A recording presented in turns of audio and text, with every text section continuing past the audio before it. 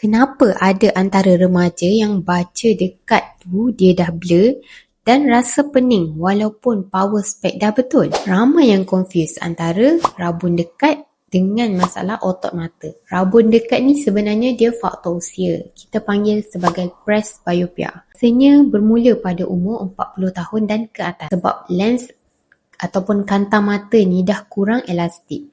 Jadi kebolehan untuk fokus tu dah tak seperti di usia muda. Tapi berbeza kalau anda ada masalah otot mata, kita panggil sebagai eye fatigue ataupun eye muscle strain. Mata jadi susah nak fokus, cepat penat dan kadang-kadang nampak double. Masalah ni dia tak bergantung pada umur, tapi lebih kepada aktiviti seharian seseorang dan fisiologi mata masing-masing. Contohnya kalau ada rabun jenis hypero, ada memakai overpower untuk tengok jauh tu, pasti long term effect dia adalah masalah otot mata yang dah benar. Beza dia, kalau rabun dekat tadi tu memang kena pakai power plus lah untuk membantu dalam membuat kerja dekat ataupun membaca.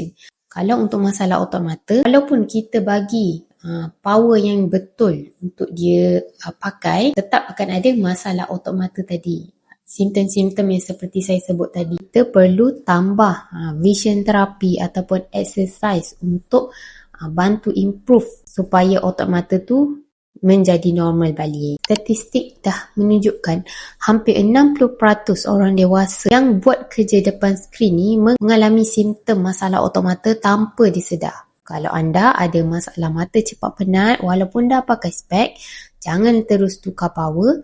Kena cek dulu kekuatan ataupun stamina otot mata tu sama ada okey ataupun tidak. Sebab solution dia bergantung kepada pemeriksaan yang kami lakukan. Di Haniza Optometri, kami ada alat khas untuk kenal pasti masalah tuan puan untuk solusi yang lebih berkesan. Nak cek mata? Cari Haniza Optometri.